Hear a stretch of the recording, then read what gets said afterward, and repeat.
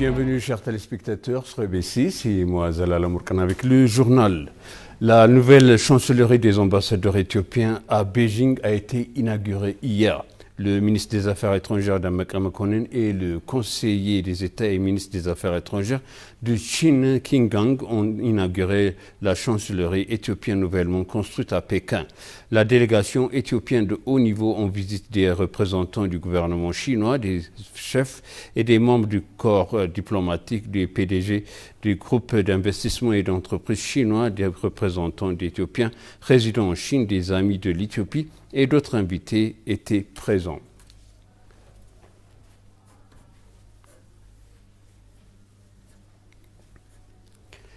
La force de défense nationale éthiopienne a collecté hier des armes moyennes et des groupes auprès des militants du Tigray, conformément à l'accord de Pretoria conclu entre les fonctions belligérantes en novembre.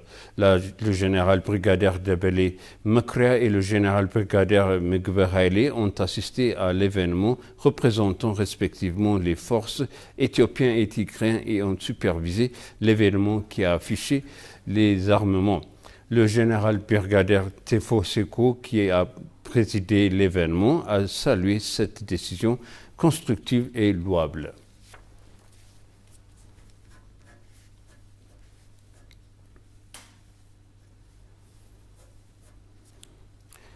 Le gouvernement du Japon, dans le cadre du programme des Nations Unies pour le développement, a accordé 3 millions de dollars américains pour soutenir le processus de dialogue national de l'Éthiopie à travers le pays. L'ambassadeur du Japon en Éthiopie, Ito Takako, et le directeur national du PNUD, Turan Saleh, ont salué l'accord de subvention hier. S'exprimant à cette occasion, l'ambassadeur du Japon en Éthiopie, Ito Takako, a déclaré que le Japon était prêt à soutenir le dialogue national éthiopien. Selon l'ambassadeur, le dialogue national apportera la démocratie à la nation en résolvant les problèmes communs à travers le pays. Le directeur du PNUD en Éthiopie, Turan Saleh, a pour sa part déclaré que le dialogue national est important pour l'Éthiopie pour s'attaquer aux principales causes de conflit afin d'apporter une paix inclusive et durable en Éthiopie.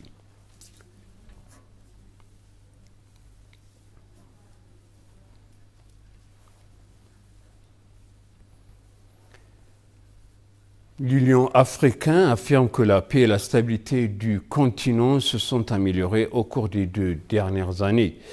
Bankole Adeoye, commissaire de l'Union pour les affaires politiques, la paix et la sécurité, tout en passant du temps avec EBC, bien que les résultats prometteurs aient été enregistrés pour faire de l'Afrique un continent où aucun coup de feu ne se fait entendre. Des activités supplémentaires sont attendues de l'Union et des États membres.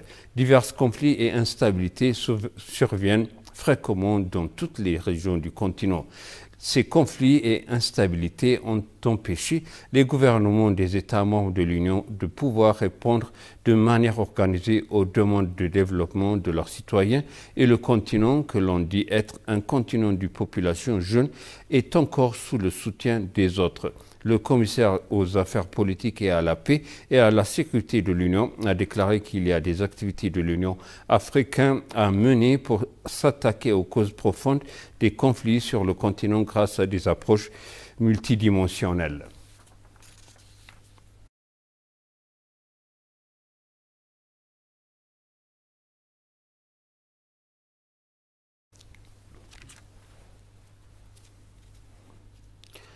Le groupe consultatif pour la recherche agricole internationale salue l'agriculteur éthiopien qui affiche des résultats prometteurs malgré le changement climatique.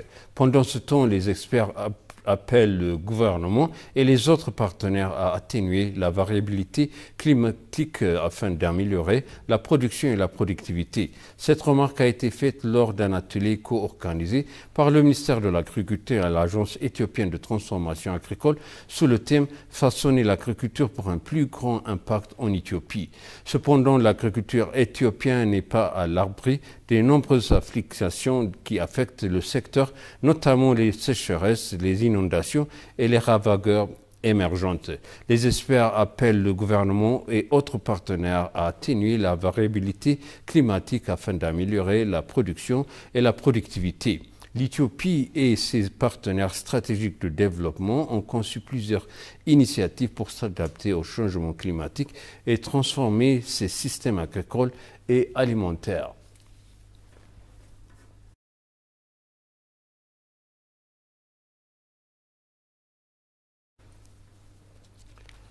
La communauté éthiopienne avec l'ambassadeur d'Éthiopie et d'autres origines africaines et ambassadeurs au commissaire basé en Ouganda a pris part à la journée de la Grande Marche de l'Afrique 2023 pour commémorer la 60e anniversaire de l'Union africaine sous le thème Accélération de la mise en œuvre de l'AFCAFTA pour assurer l'indépendance économique de l'Afrique.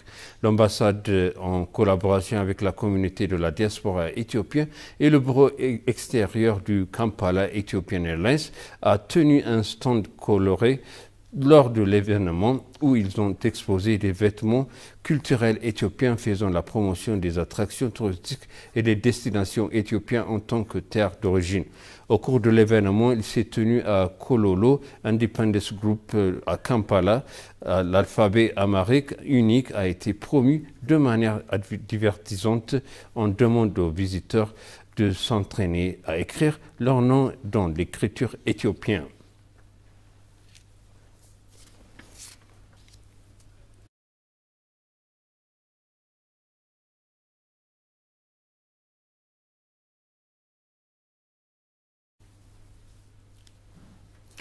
Et pour conclure le journal, l'ambassadeur d'Allemagne à Addis Abeba a invité la communauté des affaires à participer au prochain salon éthiopien de l'agroalimentaire de la Platz Sprint Pack. La 5e édition du Ethiopian Agro-Food and Plastic Pack se tiendra à Addis Abeba du 8 à 10 juin 2023 au Millennium Hall. Le salon est organisé par le spécialiste allemand des salons professionnels en partenariat avec Parana Event. Le salon devrait réunir plus de 120 exposants de 16 pays.